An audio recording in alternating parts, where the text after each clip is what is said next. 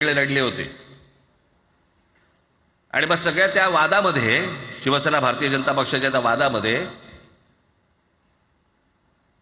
काहीच होईना. दिवसामागून दिवस चाललेत परंतु काही होईना.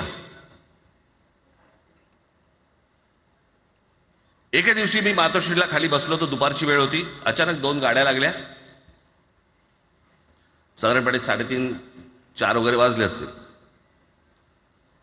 ते जरा वेळेला नाव विसरतो तिथे पुण्याचं कोण जावडेकर, प्रकाश जावडेकर आणि काही मंडळी आली. मला म्हणाले, राज बाळासाहेबांना अर्जंट भेटायचंय.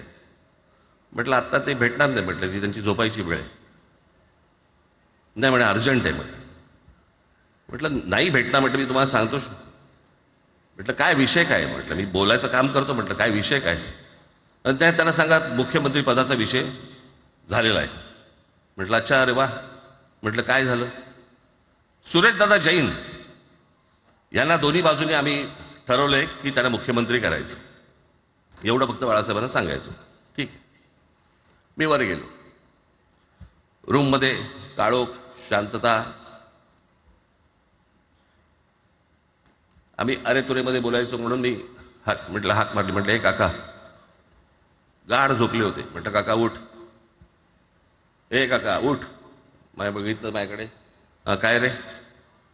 म्हटलं नाही, ती सगळे खाली जावडेकर वगैरे सगळी मंडळी आली आहेत. म्हटलं बरं मग? नाही ते म्हणतात ते मुख्यमंत्री पदाचा विषय झालाय म्हणून. म्हटलं मग ते मला काय झालं?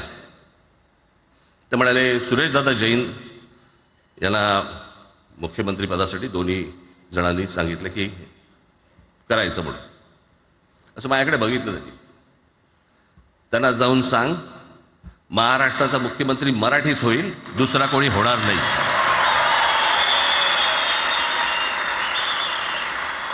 मराठी या एका विषयासाठी मला तिकडे कळलं की या माणसाने सत्तेवर लाथ मारली.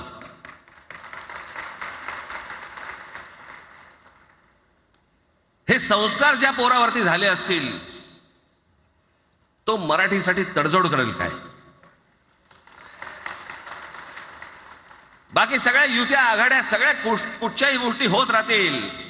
महाराष्ट्र, मराठी माणूस, मराठी भाषा याच्यावर तडजोड होणार नाही. कोणत्याही परिस्थितीत होणार नाही. याच्या पुढे देखील तुम्ही सर्वांनी सावध असणं पण गरजेचं आहे आणि सतर्क असणं पण तेवढंच गरजेचं आहे.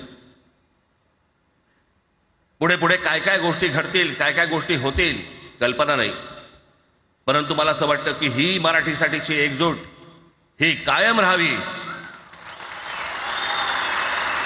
आणि महाराष्ट्रामध्ये माननीय बाळासाहेबांचं जे स्वप्न होतं ते पुन्हा साकारावं अशी एक आशा, अपेक्षा आणि इच्छा व्यक्त करतो आणि आपल्या सर्वांची मी रजा घेतो. धन्यवाद. जय हिंद, जय महाराष्ट्र.